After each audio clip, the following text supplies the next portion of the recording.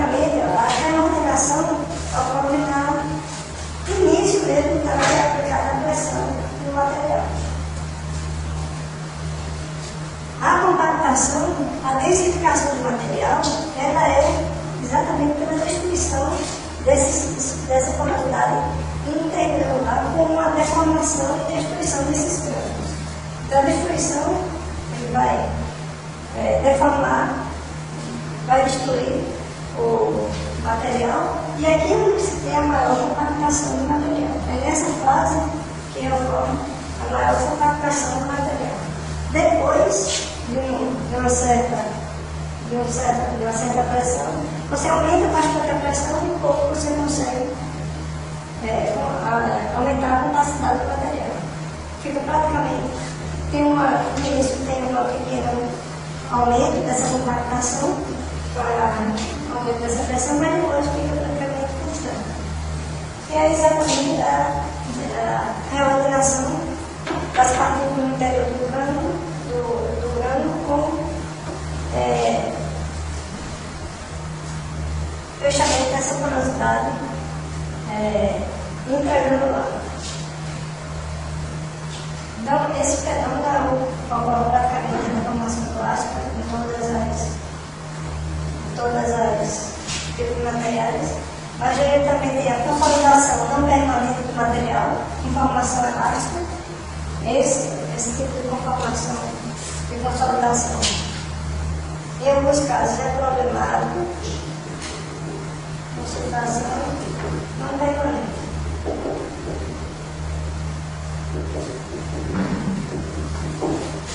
Ou seja, conformação elástica.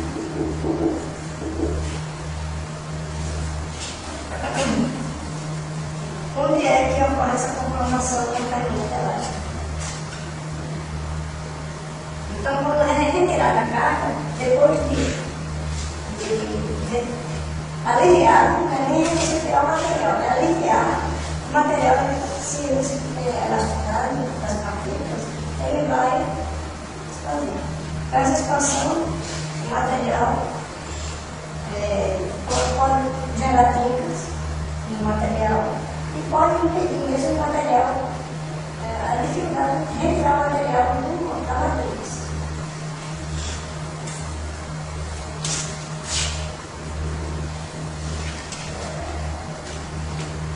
Fluxo de líquidos e gases.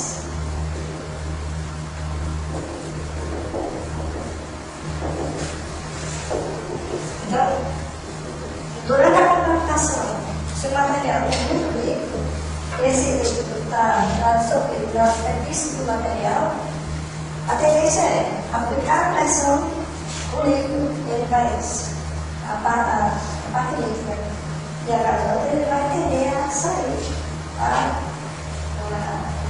se deslocar para a superfície do material. Então, muitas vezes, essa massa, esse material tem uma quantidade alta de líquido, por exemplo, está chegando a gente está pensando aqui no estado seco ou semi-seco, mas se está com aquela quantidade alta, já próximo ao estado plástico, o líquido tende a ir para a superfície do material e fica praticamente, se o material você consegue ter tonalidade de cor do material, você muda realmente a cor na superfície com relação ao interior, porque o líquido está todo envolvido naquela parte onde é cobrada a pressão que foi exercida.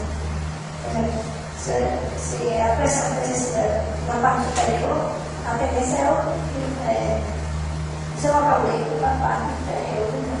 Então, fluxo de líquido e gases ocorre durante a compactação do material. O ideal é expulsar o gás e ter um mínimo de deslocamento desse líquido. Porque a expulsão do gás, a parte gasosa, é mais fácil de você retirar do compactado. Então, uma técnica que se usa para quem vai fazer compactação é uma pré-pressagem. O que é essa pré-pressagem? Você realiza a pressagem até uma determinada pressão, depois alivia essa pressão, porque nesse alívio, esse gás que está na superfície do material, quando você atender, ele vai escapar, vai sair do seu compactado, sai da matriz, e você volta a compactar já sem esse ar que estava armazenado. Então, essa técnica de pré-mensagem é exatamente para expulsar esse gás que está contido lá no material. O líquido é bem mais difícil de ser retirado. Então, a quantidade de líquido tem que estar equilibrada para você conformar o material e não armazenar, não depositar esse líquido na superfície do compactado. Outra característica na etapa de compactação é a fricção de partículas e paredes. Então, sempre quando você tem uma alta fricção, você pode ficar o material com o compactado nessa fricção. Então, o uso de lubrificantes é fundamental na etapa de compactação quando se quer incluir a fricção entre essas partículas que é parede.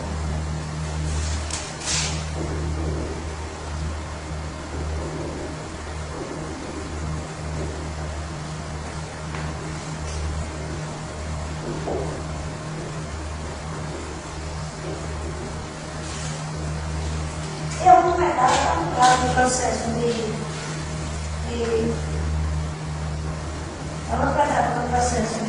consolidação de mensagem é a extração da peça. Então, a extração da peça ocorre de dissipação da energia elástica. Então, essa consolidação não permanente, a energia elástica que tem no material, ela é toda dissipada pela etapa de extração do material. E provocando um pequeno aumento da subtilidade de dimensões da peça. E essa dimensão, o aumento da dimensão é chamada de expansão e expansão. Então, tem materiais que realmente expandem quando vai se retirar o material que dificulta. Além de dificultar a extração da peça, pode gerar problemas que ele pode trincar o material ou mesmo delimitar o material pela essa extração do material, pela essa expansão de extração. Então, o que é recomendado assim, uma que vai favorecer a função, o desenvolvimento de função, é ter uma expansão de retração menor que 0,75%. Então, essa extração, essa expansão de retração é a que é mais recomendada nessa faixa de 0,75%. E o excesso vai provocar filas. Então,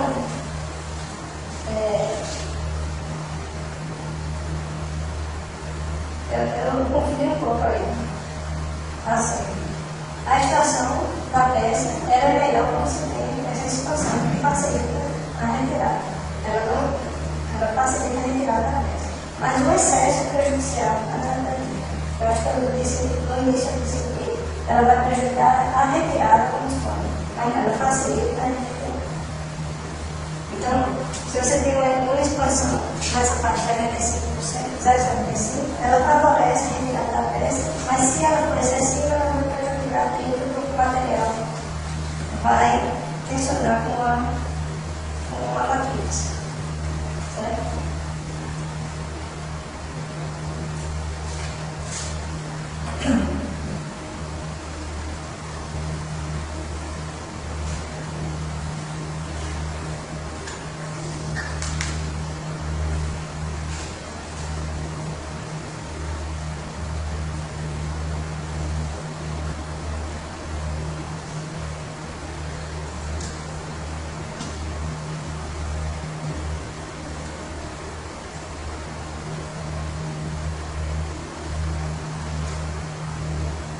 Então, para fazer uma relação agora dessa expansão de extração com variáveis do processo.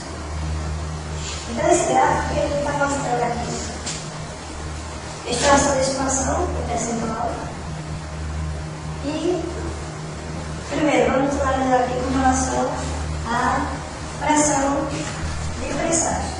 A pressão que é exercício. Então, o que a gente tem aqui é o mesmo teor de umidade, 0,2 kg de água por quilograma de solo seco, é equivalente a 2%. Então, aqui a gente tem 2, 4, 6, 8% de água. Então, se a gente fixar esse teor, à medida que a gente vai aumentando a pressão, a gente tem um aumento da extração, expansão ou extração da peça. Então, à medida que a gente aumenta esse teor, vai ter uma maior expansão do material, certo? O teor não, a pressão. Com relação ao aumento da pressão de pressagem, aumento da deformação elástica, para que a gente falei aqui, essa parte elástica está relacionada com a pressão. Quanto maior for a pressão depois, o material vai tender a uma deformação elástica maior e, consequentemente, maior vai ser essa expansão por extensão da peça. Então, vocês observam aqui que a influência da expansão de extração da peça, ela é também relacionada com o teor de umidade do material. À medida que a gente aumenta esse teor de água, a gente diminui o teor de umidade, ela diminui a expansão por extração da peça. Então, o que a gente tem é o aumento desse teor de umidade, aumento da plasticidade das partículas, então aquela questão da plasticidade do material, o material vai se tornar, ela vai sair desse estado mais elástico, que é o responsável pela expansão, para o estado plástico do material. Então essa saída do estado elástico para o estado plástico, ela vai facilitar, vai diminuir a expansão por extração da peça. E diminui a extração. Então a gente tem aumento do teor de umidade, aumento da velocidade das partículas, pressão, e diminuição da expansão por extração.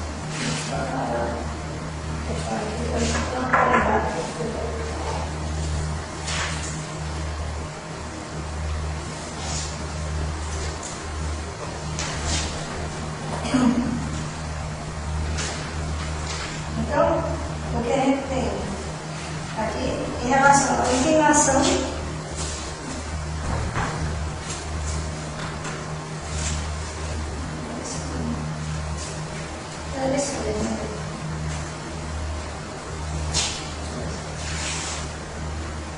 então, a gente quer diminuir a expansão de extração do material, a gente tem que diminuir a velocidade de carga e aumentar o tempo de aplicação final. Então, essas duas variáveis são relacionadas também com essa expansão de extração, a velocidade de carga. A velocidade não se aplica à carga para prensar o material. Então, quanto menor for essa velocidade, menor vai ser a expansão por extração que o material vai ter.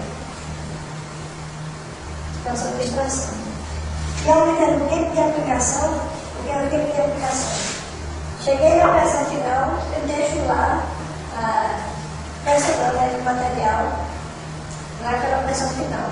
Então, quanto maior for esse tempo, menor vai ser a expansão por extração. Ou seja, velocidade de carga e tempo de aplicação é o ciclo de prensagem. Quanto maior for o ciclo de prensagem, menor vai ser a expansão e extração. Por isso que é muito difícil você acelerar muito o ciclo de prensagem do material, porque a dificuldade vai ser depois. A dificuldade pode prejudicar a peça por essa expansão e extração do material. Então, a gente relaciona principalmente com a pressão. Quanto maior a pressão, maior vai ser essa expansão do material. quanto maior for o teor de água, quanto menor for o teor de água, maior também vai ser a expansão do material. Quanto mais rápido for o ciclo de queima, de ciclo de mensagem, maior vai ser a expansão da pressão. Então, é complexo, porque envolve basicamente essas três variáveis que têm que ser trabalhadas também sem nenhum. É aqui que eu queria. Pronto. Então, como a gente relaciona a mensagem, umidade do material e ciclo, o mais comum é a gente fazer a relação da densidade do material, comparar a densidade do material com relação à umidade que é colocada no material. Então, se você observar, a gente está trabalhando aqui, ó, na faixa de 10%, não entrando na massa plástica, né? Sempre essa na massa assim. Então, o que a gente tem aqui com relação à densidade do material, que é a compacidade do material, dele compactar, ou seja, diminuir essa quantidade de porosidade intragranular do material, à medida que você vai aumentando, a gente tem aqui aumento constante, de um para outro. À medida que você vai aumentando essa pressão, você vai aumentando a densidade do material. Exatamente, a massa do material, do pó, é a questão. A massa que você colocou lá, você não consegue variar. O que vai variar é o aumento. Então, você diminui o volume, você aumenta essa densidade do material. Então, o que a gente tem aqui? Baixas unidades, isso aqui que eu estou falando aqui para vocês, porque não é toda vez eu esqueço essa relação. A distância das retas. Então, o que a gente tem a distância na reta é a variação de pressão. Né? Então, à medida que você vai aumentando muito a pressão, essa distância vai diminuindo. A gente tem uma pressão aqui de 150 milímetros, no caso aqui de containers, é de 15 MPa. A gente tem uma distância bem maior dessa para essa do que dessa para essa. Então, à medida que você vai aumentando essa pressão, você vai diminuindo essa distância dessas retas. E a inclinação da reta com relação à unidade, à variação da unidade. Então, à medida que você vai aumentando a unidade do material aqui, ó, você vai conseguir densificar o material com a capacidade do material maior. Você aumentou a densidade aqui, a unidade, você aumenta até não detectar um pouco. Nesse caso aqui, ó, quando você tem pressão alta em relação a esse material, uma pressão muito elevada e uma quantidade de água muito elevada, você já diminui nesse ponto aqui essa densidade após o material. Então, à medida que você vai, a inclinação, a sensibilidade da massa em relação à variação da unidade é dada pela inclinação dessa reta, das retas. E a distância pela variação da pressão. A massa permanece constante, expansão, tamanho, densidade. Então, ao aumentar a pressão, vocês acompanham ali, eu estou vendo aqui. Ao aumentar a pressão, aumenta o grau de deformação, o material passa por ele ter um efeito de velocidade maior.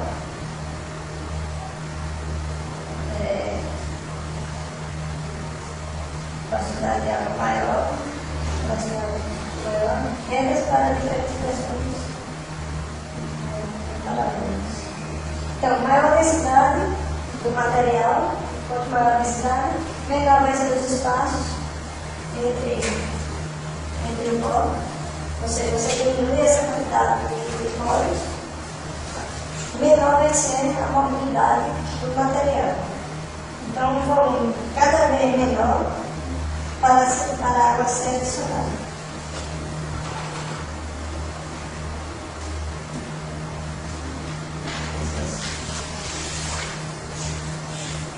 Então era isso.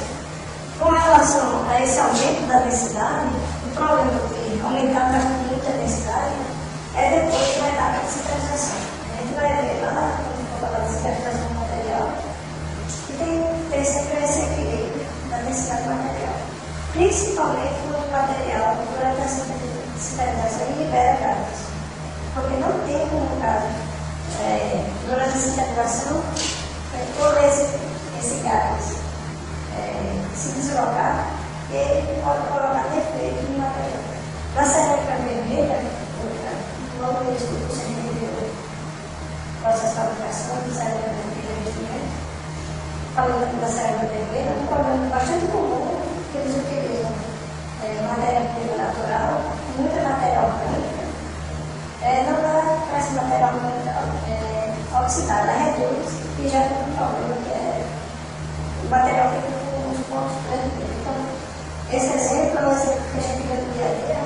Se a gente pegar um bloco estrutural de vedação, da cerâmica vermelha estrutural, a gente pode ver que tem alguns dos problemas comuns, a oxidação do material orgânico. E não dá tempo para o material orgânico oxidado, reduz e gera os pontos pretos nesse material. No revestimento cerâmico também, agora já é bem mais controlado, mas no início do processo de fabricação, no início de fabricação, principalmente aqui no Brasil, da 50, era bastante comum ter esse problema de oxidação da matéria. Então, essa oxidação da matéria orgânica deve ser elevada a densidade do material, a capacidade do material, quanto a qualidade. Não tem como essa matéria orgânica oxidar, nem tem como os gases de liberação, principalmente da parte com liberação de gás, em calcário, em calcário, os carbonatos, de maneira geral, tem que dar espaço para que esse gás, o gás gerado na cicatrização e sai na oxidação.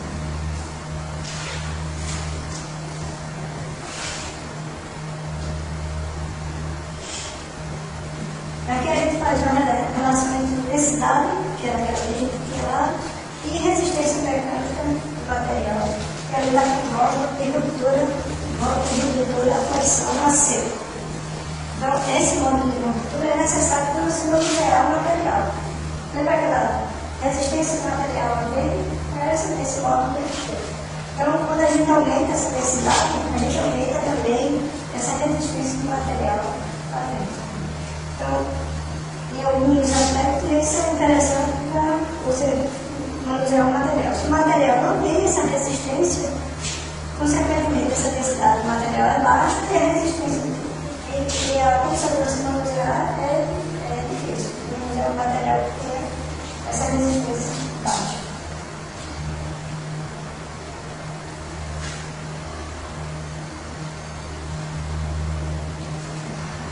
E para finalizar essa parte de mensagem, a gente vai apresentar os defeitos associados à mensagem uniaxial. Primeiro, a capacidade inadequada da peça.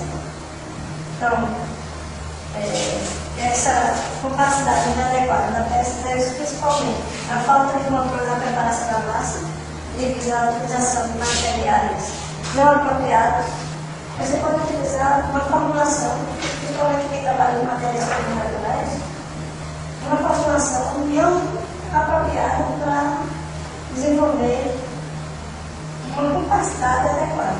Então, se você utiliza, por exemplo, eu vou pensar apenas no material final, não quero que tenha relação tradicional.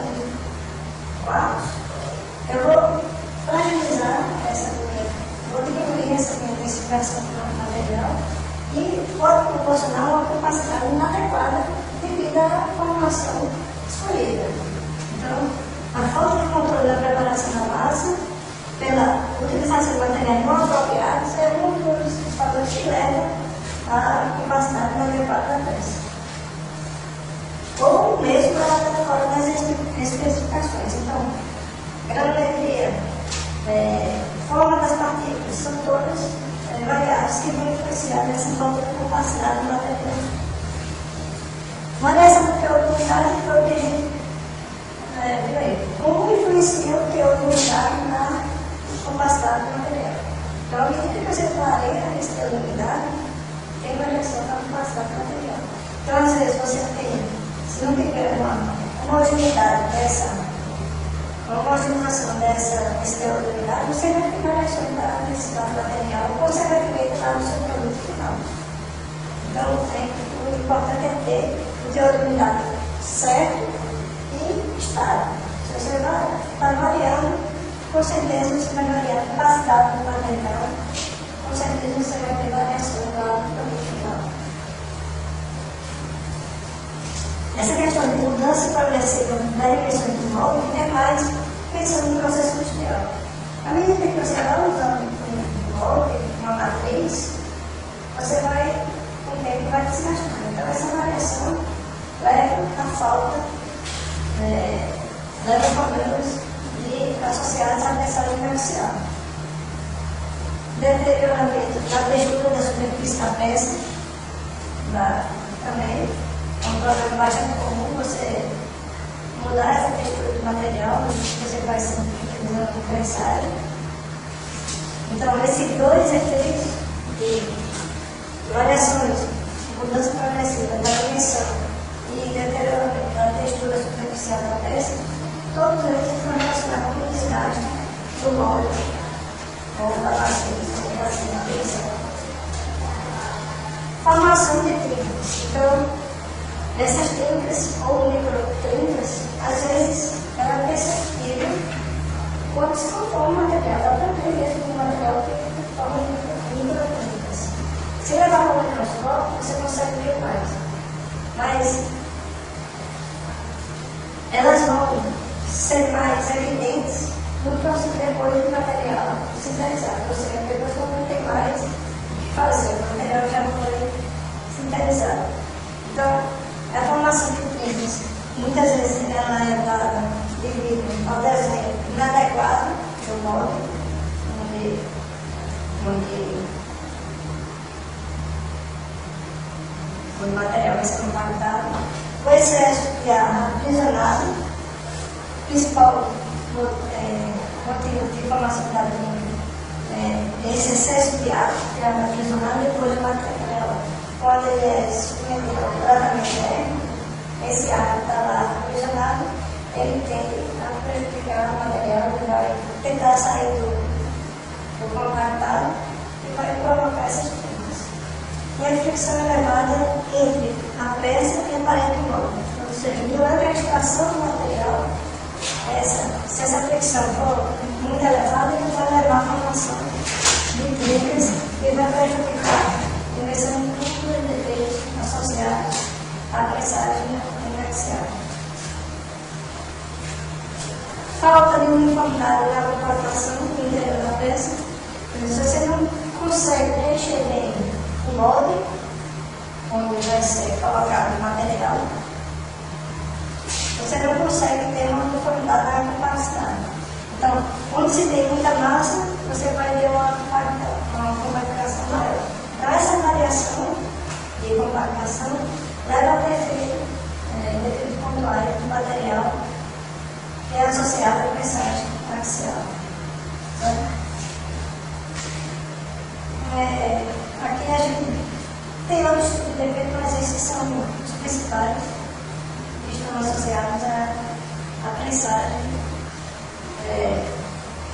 Aqui eu coloquei axial, uniaxial, mas é a pressagem em geral que é defeitos relacionados também à pressão isostática. Se vocês quiserem tirar essa parte uniaxial, é defeitos associados à mesma pressão. Agora, só passar para ver se tem mais uma outra referência ao próximo aqui.